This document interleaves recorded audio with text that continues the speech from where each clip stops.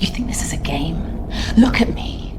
One more lie and you're done. I'm not lying, I swear. And prove it. I don't know how. Don't walk away from me! Cheryl's voice snapped through the bathroom like a whip. Aisha didn't flinch. Her back was straight, her tone calm. Too calm. You've said enough. Outside the door, footsteps paused. Someone was listening. Cheryl laughed, cold and sharp. You think anyone here cares about you?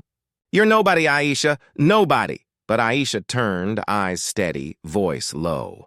Then why are you shaking? Unseen beyond that door, the restaurant owner stood frozen, hearing every word that would change everything. This is the story of the black waitress who taught her manager a lesson. Comment your city below if you're watching. It was another long afternoon at the Silver Spoon Cafe, a place known more for its pretentious atmosphere than its kindness. The walls gleamed with polished brass, the kind that looked elegant under dim light but somehow cold in the daylight. Behind the counter, Aisha, a 27-year-old waitress, moved with quiet precision, refilling glasses, balancing trays, forcing a smile that had begun to feel more like armor than warmth. She'd been working there for almost a year, always arriving early, staying late, and making sure every guest felt like royalty. It wasn't easy being the only black waitress in a restaurant where fitting in often meant staying invisible. The others, waiters in crisp shirts and easy smiles, never quite looked at her the same way. Some avoided eye contact. Others offered polite, rehearsed small talk. But Aisha endured it because she needed this job. Her mother's medical bills didn't wait for fair treatment. The manager, Cheryl, was the kind of woman who wore control like perfume, sweet on the surface, suffocating beneath. Her words carried smiles that cut deeper than insults. Aisha, maybe try to sound a little more friendly when you speak, she'd often say, even when Aisha was already smiling through exhaustion. Most days, Aisha swallowed the comments, telling herself it wasn't worth it, that she could push through. But recently, the laughter, the quiet mocking laughter whenever she passed by, had grown harder to ignore. There was something new in Cheryl's tone lately, something sharper. That afternoon, the restaurant buzzed with chatter, silverware clinking, glasses chiming. Aisha felt the familiar ache in her feet, but something else too. A flicker of something hot and dangerous in her chest. She didn't know it yet, but that flicker was about to ignite, because today, Cheryl would cross the line she could never uncross. It started with a whisper, a cruel, careless laugh that floated from the bar just as Aisha passed by. Cheryl stood there, surrounded by two servers, her manicured hands gesturing toward Aisha's back. You'd think she'd learn how to carry a tray without looking so tense, she said, her tone dripping with mockery. The others laughed, quick and nervous, as if laughter were the price of keeping their jobs. Aisha froze for a moment, the words stinging sharper than she expected.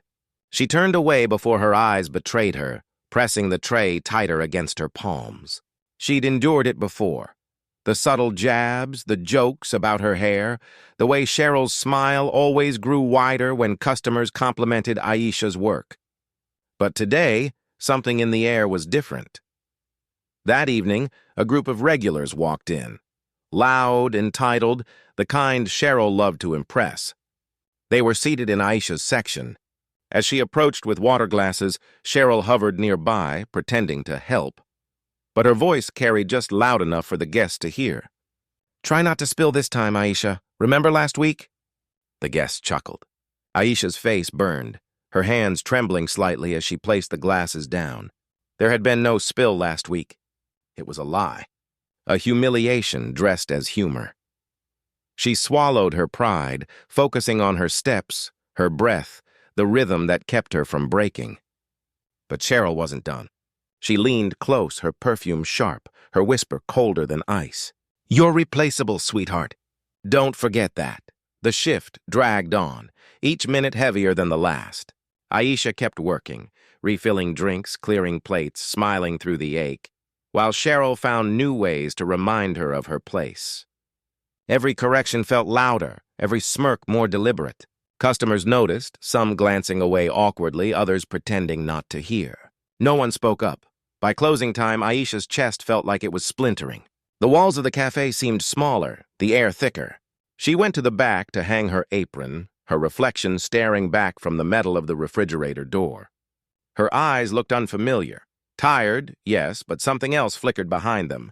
Then Cheryl appeared again, voice dripping with disdain. "Next time, try not to embarrass the restaurant," she said, tossing a napkin on the counter as if it were a final insult. "We have a standard here." Aisha turned slowly. Her heartbeat slowed, her voice steady, calm in the way storms are calm before they break. "A standard," she repeated softly. "Right." And then she walked past Cheryl, past the dining room, and into the bathroom, the door closing behind her with a quiet click. Moments later, Cheryl followed, heels striking the tile, her tone mocking. "You think walking away makes you tough?" But inside that narrow bathroom, something shifted. The laughter, the taunts, the months of silent endurance.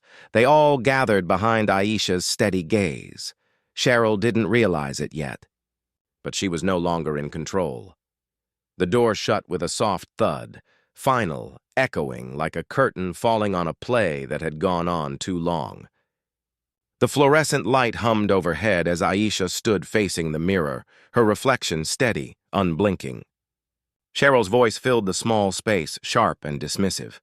"If you're thinking of quitting, don't bother asking for a reference," she sneered. Aisha turned slowly, her voice low, almost too calm. "You've spent months treating me like I'm nothing," she said. "Like I should thank you for letting me breathe in the same air as you." Cheryl scoffed. "Oh, don't make this about race, Aisha. You're just not a good fit here." Something in those words cracked open the silence. Aisha stepped closer, her tone still controlled, almost whispering. "Not a good fit? Or not the right color for your idea of perfect?" Cheryl's smirk faltered, but Aisha kept going. Steady, deliberate. "You humiliated me in front of customers, mocked me in front of coworkers. You thought I'd stay quiet, but not today." Cheryl tried to speak, but the words stumbled. The confidence she wore like a shield was slipping. Aisha's eyes didn't waver. "You wanted power? Look at what it's done to you." The silence between them stretched. Heavy, electric. Then came a sound neither expected. The soft creak of the bathroom door. A man's voice, deep, calm, unmistakable. "Cheryl, Aisha." The restaurant owner had been listening the entire time. "Dear audience, where are you watching from? Drop your city name in the comments." The moment the owner's voice cut through the silence, everything stopped. Cheryl's posture stiffened, her face draining of color. Aisha didn't move. She didn't need to. For once, the silence spoke for her. The owner, Mr. Daniels, stepped inside, his expression unreadable. He'd been outside the door long enough to hear every word. His gaze shifted between them, the trembling manager and the waitress standing tall, calm, unflinching. "I've heard enough," he said quietly. Cheryl tried to recover, words tumbling out, excuses, denials, desperate attempts to twist the story. But the truth hung in the air like smoke, undeniable, heavy. Mr. Daniels didn't respond. He turned to Aisha instead. "Go home. Take tomorrow off," he said, his tone softer. "We'll talk soon." The next day, the restaurant buzzed with whispers. Cheryl's office was empty. Her name was removed from the staff board by noon. And for the first time in a long time, Aisha walked through those doors with her head high, not because she'd won, but because she'd refused to stay silent. She didn't gloat. She didn't celebrate. She simply worked, steady, professional, unbroken. Weeks later, a new manager arrived, someone who greeted every staff member with respect, someone who saw Aisha not as nobody, but as the backbone of the restaurant she helped keep alive. And though she rarely spoke of that night, one truth stayed with her. Sometimes, justice doesn't need shouting. It just needs witnesses, because silence protects cruelty, until courage breaks it. Thanks for watching. What would you have done in Aisha's place? Comment below and share your thoughts.